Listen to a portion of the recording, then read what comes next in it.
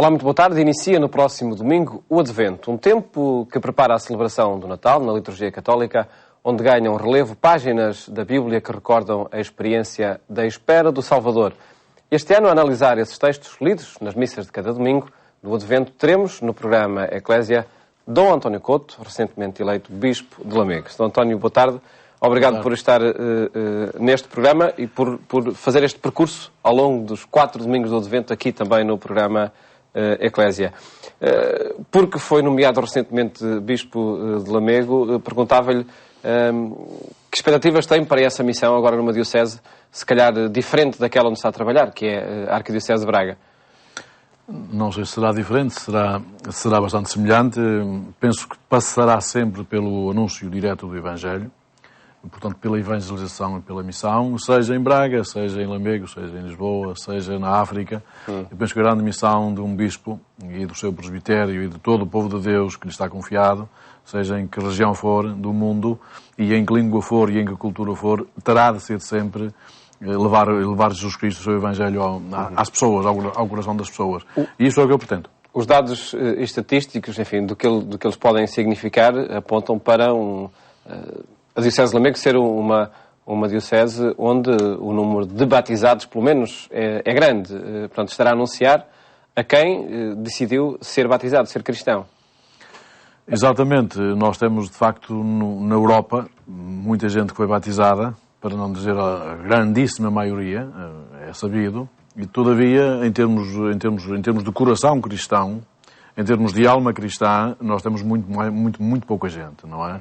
Portanto, eu penso que é mesmo necessário fazer passar o verniz cristão, tirar esse verniz e fazer passar a mensagem até ao coração das pessoas, ou como eu gosto de dizer o Bento XVI, até às entranhas das pessoas, de tal maneira que a gente não se diga só cristão porque foi um dia batizado e está nos livros, não é? Mas que seja cristão de vida, que dê testemunho com a vida. É esse cristianismo que me interessa e que nos interessa, como é óbvio.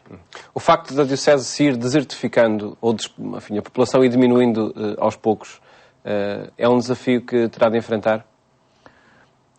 Será uma realidade a que a gente não pode fugir. Dado que eu devo ir por missão ao encontro das pessoas, irei ao encontro de todas as pessoas, serão as que houver, no número que houver. Vi com alguma alegria nos jornais que são cerca de 144 mil, vi que é um número redondo dos eleitos do Apocalipse, portanto, número bíblico também. É um número altamente simbólico. 144 mil é uma multidão, portanto é toda a multidão dos eleitos. Acho que é um número muito interessante e é para essas pessoas, sejam elas quem forem. Mas bastava ser uma, podia ser só uma, que era essa uma a quem eu tinha a missão de anunciar o Evangelho. E portanto é com a mesma alegria, com a mesma emoção, com a mesma paixão que eu me dedicarei a uma ou a 144 mil. Com que projetos em concreto? Já os delineou, já pensou neles? O primeiro grande projeto, a primeira grande linha do rumo do meu trabalho em qualquer lado é sempre ir ao encontro das pessoas. Ir ter com as pessoas, aproximar-me das pessoas, falar com elas, deixar que elas falem comigo, ver quais são os seus problemas, dizer-lhes também que estou com elas. Essa é a primeira coisa. E a partir daí é que nascerá tudo. Portanto, digamos que não vale a pena a gente trabalhar grandes ideias, que as ideias podem muitas vezes não se encaixar no terreno. Portanto, eu gosto de ver o terreno, gosto de ver as pessoas e gosto de ver o que é que nós juntos, porque eu não quero trabalhar sozinho, o que é que nós juntos, eu, todo o presbitério, as pessoas, os fiéis leigos, o que é que nós juntos podemos fazer para avivar o cristianismo nesta Diocese de Lamego. E espero que seja um trabalho, enfim, repleto de felicidade e de uma missão profícua esse na Diocese de Lamego. Centramos agora atenções nos textos da Bíblia que são lidos nas Eucaristias deste domingo, que é o primeiro do Advento. Características deste tempo, o que é que o marcam e em que ritmo se insere este tempo do Advento? O tempo do Advento é a grande vinda do Senhor. É isso que diz a palavra Advento, é a vinda do Senhor ao nosso mundo. Portanto, trata-se de nós não olharmos para Deus levantando os olhos muito lá para o alto, como se Ele estivesse habitando apenas os céus, mas é um Deus que veio, por amor, habitar no meio de nós. E, portanto, é essa vinda de Deus querer também vir para junto de nós e morar no nosso meio. São João diz que montou a sua tenda no meio de nós, De resto, já o livro do Êxodo dizia, no capítulo 25, que Deus não queria mais falar do cimo do Monte Sinai para as pessoas, mas queria vir morar numa tenda no meio do acampamento, e por isso deu ordens a Moisés para que fizesse uma tenda com aquelas proporções, com aqueles materiais, uma tenda apropriada para a sua presença no meio de nós. Portanto, isso é que é o Advento. O Advento é a vinda de Deus ao nosso mundo, neste caso encarnado em Jesus Cristo. E é o nosso trabalho, desde este lado, dado que Ele vem, e vem sempre, e já veio e continuará a vir, venha em cada momento, o nosso trabalho é preparar essa vinda. Portanto, dado que Ele vem, então vamos preparar outra vez esta vinda. E este tempo do Advento, que é um ciclo anual, que se repete ano após ano, é para nós não nos esquecermos de que temos que preparar esta vinda do Senhor. A primeira, que veio, já passou, já conhecemos, mas é a última vinda, a vinda decisiva, a vinda com o amor, com a paz, com a justiça, a vinda para nos julgar, por assim dizer, para dizer isto na vossa vida não esteve bem, mas isto está bem.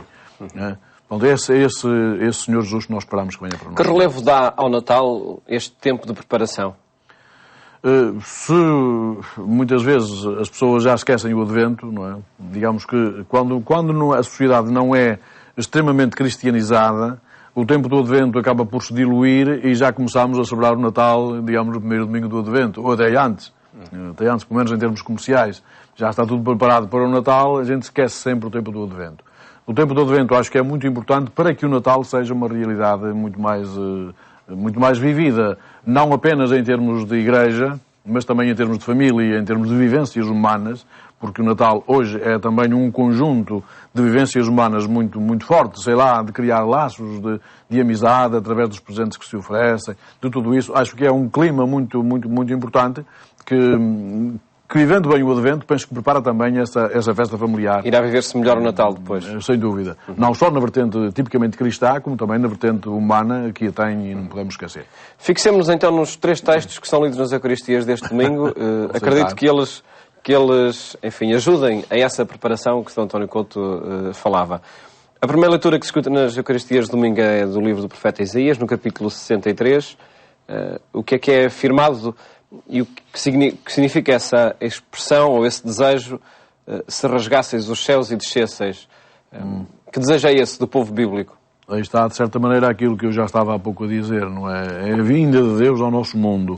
E é evidente que para preparar o tempo do Advento, para o focar melhor, a liturgia não vai falar apenas da vinda de Cristo, vai já ao Antigo Testamento buscar páginas em que o povo de Deus, regressado do exílio, suspirava por uma vida melhor. Digamos que estamos hoje nas mesmas circunstâncias. A nossa vida é o que é, se calhar não contém aquela densidade de alegria e de felicidade que nós todos esperamos. Sempre aspiramos por um tempo melhor. E então, em tempos difíceis, como eram estes, o regresso do exílio, em que não havia nada, as pessoas vinham sem nada, e no seu regresso também não iam encontrar nada, nenhum terreno produzido, tudo abandonado, tudo mato, tudo silvas. Portanto, era um tempo difícil que havia que enfrentar, lançar mãos à obra, e então o povo como que se volta para trás, num primeiro momento, é um texto muito, muito denso este, volta-se para trás e de certo modo vê, mas em tempos antigos tu libertaste os nossos pais da opressão do êxodo, da opressão do Egito, libertaste os nossos pais e agora a gente não vê as tuas obras. É como quem apela a Deus, intervém agora também, faz connosco as maravilhas que fizeste com os nossos pais. E então, nesse sentido, rasga os céus e desce. É um suspiro. Se tu rasgasses os céus e descesses e viesses para o nosso meio e connosco nos ajudasses a construir um mundo novo. É um suspiro muito belo.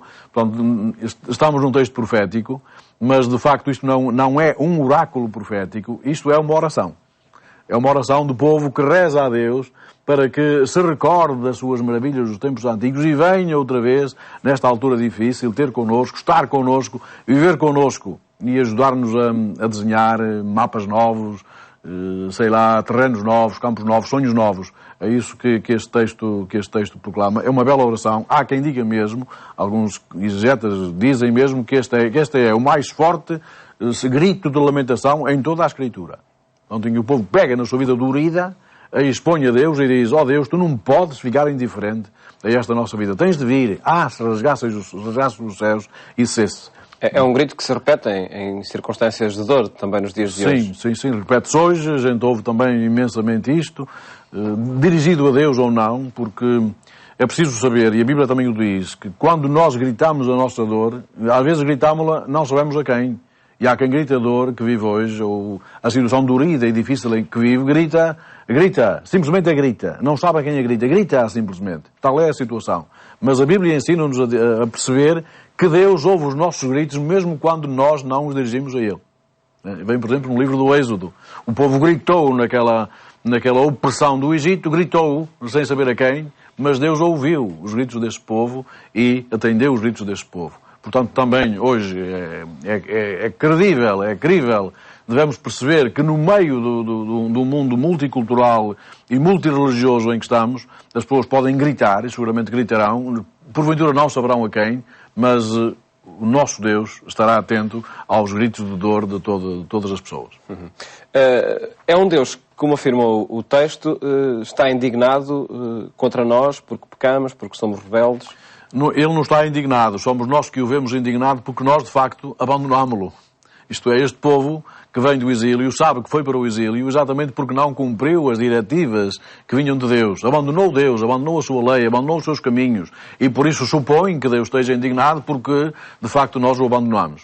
E é por isso que eles pensam mesmo que os céus estão fechados, que Deus os abandonou e que não desce. E por isso eles suplicam, Deus, tu todavia, e invocam os títulos mais belos, tu és nosso Pai, aparece 2 vezes neste texto, tu és o nosso Pai, continuas a ser o nosso Pai, tu és o nosso Redentor, e o Redentor é o nosso familiar mais próximo, biblicamente falando. Isto é, aquele que tem o dever de, quando eu estiver em extremas dificuldades, me vir socorrer. Portanto, tu, Deus, que és o meu Pai e o meu Redentor, ou o nosso, como queiramos, tens o dever de ser aqui esta situação real em que eu vivo, que é difícil, e de me socorrer, e de me trazer uma luz nova, e uma paixão nova, um modo novo de viver. Tu tens o dever, e nós estamos aqui a recordar isso a Deus.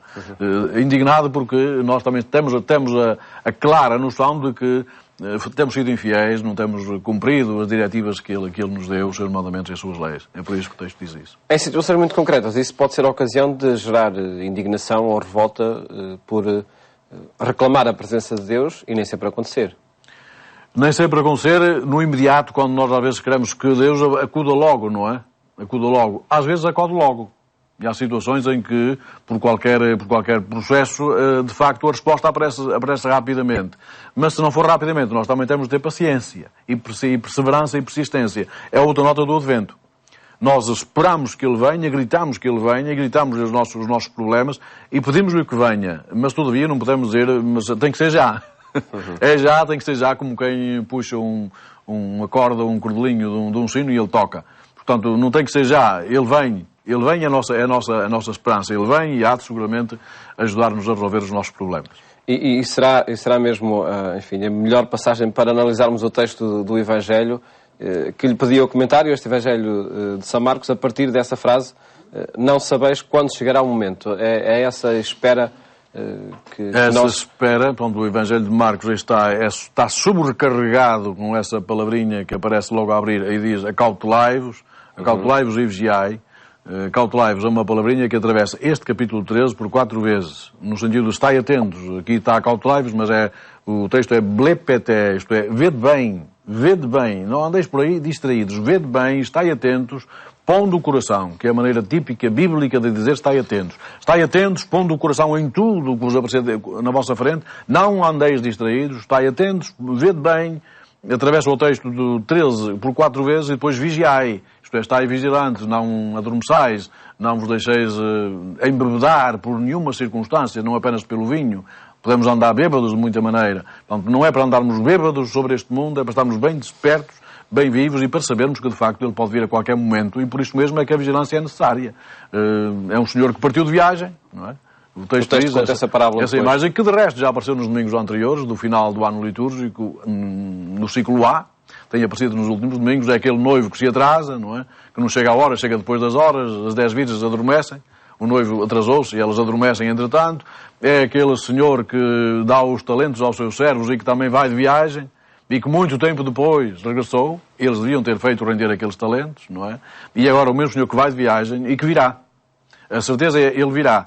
E, portanto, nós não sabemos quando. E por isso temos sempre que dizer vem o Senhor Jesus. É a grande palavra do Advento, a grande locução do Advento, vem o Senhor Jesus. Nós usamos sempre isso, mas não podemos dizer que Ele vem agora, vem depois da manhã, vem logo. Se calhar está sempre a vir, não é? Sempre a vir. Durante este ano, e porque se inicia um ciclo litúrgico, como há pouco referiu-se do António Couto, este texto do Evangelho de Marcos irá sendo lido progressivamente? Vai sendo lido progressivamente, sobretudo no tempo comum. O tempo comum é o tempo da leitura seguida, nós chamamos lessio contínua, leitura contínua, deste segundo Evangelho, que é o Evangelho de Marcos. Agora no Advento temos aqui dois textos hoje, um texto hoje, iremos ter outro texto no segundo domingo, que é o princípio, este é quase o final, portanto os textos nem sequer são, digamos, seguidos. No tempo comum iremos ter uma leitura quase seguida. E então temos a oportunidade de seguir episódio após episódio o rumo dos passos de Jesus neste Evangelho. E que particularidades tem este Evangelho nessa apresentação dos vários episódios da vida de Jesus? Este Evangelho tem, por exemplo, uma que vem logo aqui neste texto, se quisermos, que estamos agora a analisar, que é este Estai Atentos. Estai Atentos é uma locução que aparece sistematicamente neste Evangelho. Portanto, Marcos não quer discípulos de Jesus distraídos, não quer discípulos de Jesus embebedados ou bêbados, não quer discípulos de Jesus que andem por aí assim. Ele quer discípulos de Jesus completamente empenhados e concentrados em ser exatamente discípulos de Jesus. Por isso, este Evangelho de Marcos tem a característica de ter sido escrito em tempos difíceis, e por isso também ele é importante para hoje, para os tempos em que estamos. Foi escrito em tempos de perseguição, durante a Guerra Judaica, dos romanos com os judeus, que culminou com a destruição de Jerusalém e do Templo no ano 70. Este texto é escrito antes, talvez em 67, ou 68, ou 69, mas sempre antes da queda do Templo de Jerusalém e da ruína de Jerusalém. Portanto, tempos difíceis em que ser judeu ou ser cristão era igual a ser perseguido. Portanto, tempos muito difíceis, e por isso, para tempos difíceis, nós não queremos de forma nenhuma, nem podemos ter cristãos assim. Porque senão não fazemos nada. Em tempos difíceis é preciso cristãos decididos. Os judeus tinham aquela velha norma, quando foi profanado o Templo de Jerusalém pelos gregos, em 167 a.C., quando os macabeus retomaram a posse do templo e viram que estava todo profanado, foram purificá-lo.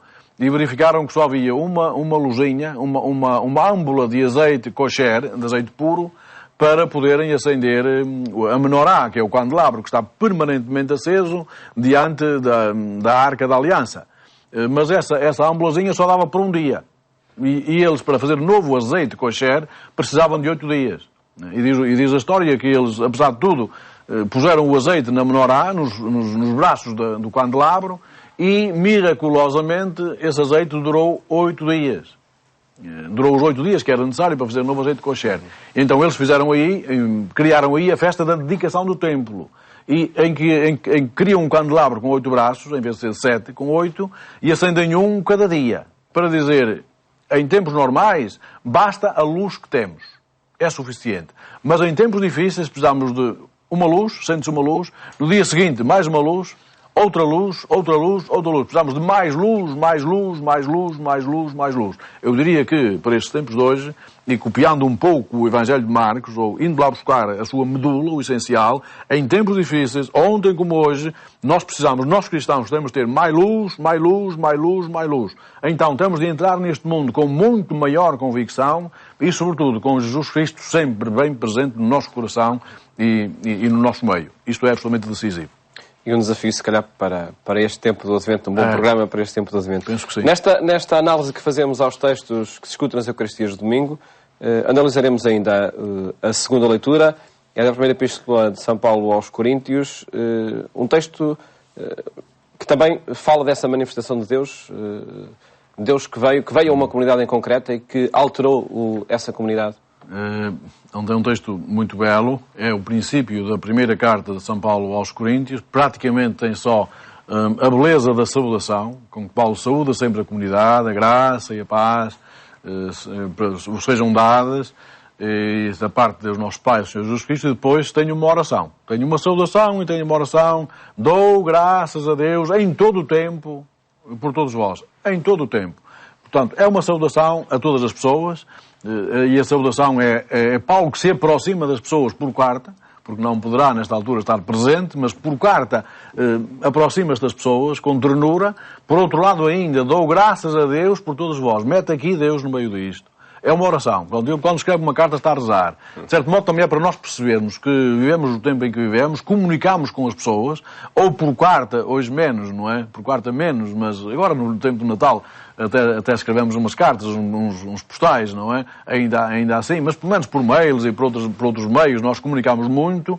Então é para percebermos que devemos de facto comunicar. É bom comunicarmos como irmãos, num clima de fraternidade e de fidelidade. Mas também é bom que nós não nos esquecemos de rezar a Deus e dar graças a Deus pelos irmãos que nos deu. Pronto, o texto começa assim. E depois, obviamente, que mantém a temática da firmeza, do testemunho de Cristo, que esta comunidade de Corinto está a dar, à sua maneira, enfim. E introduz também o tema da espera da manifestação. Sim, tinha que ser. Portanto, neste primeiro domingo o tema é comum. Nós todos desejamos, todas as comunidades desejam a vinda do Senhor Jesus para, não digo para aliviar as nossas dores, mas para estar connosco no meio do nosso mundo. Isto é que é o decisivo. A história assim seria diferente? E é diferente? E é diferente. Portanto, não é automático. Nós, às vezes, queremos que Deus venha aqui e resolva este problema. Isto me paga a fatura da luz ou a fatura da água. Isso não vai acontecer. E às vezes acontece. Acontece porque há interpostas mãos ou interpostos corações que fazem isso. Mas com Deus no meio de nós temos outra maneira de abordar as situações. E o Advento traz Deus para o meio de nós. E nós que somos cristãos devemos ter claramente essa mensagem e essa provocação de sabermos levar Deus para todas as situações onde nós estejamos. Um desafio para o tempo do Advento que iniciamos. Dr. Couto, muito obrigado por ter estado neste programa. Voltamos a encontrar-nos de hoje a 8 dias. E para continuarmos a apresentar os textos bíblicos neste programa, apresentamos o primeiro domingo do Advento, um tempo da liturgia católica que prepara a celebração do Natal. Desejo-lhe um bom fim de tarde, bom fim de semana, até a próxima segunda-feira, se Deus quiser.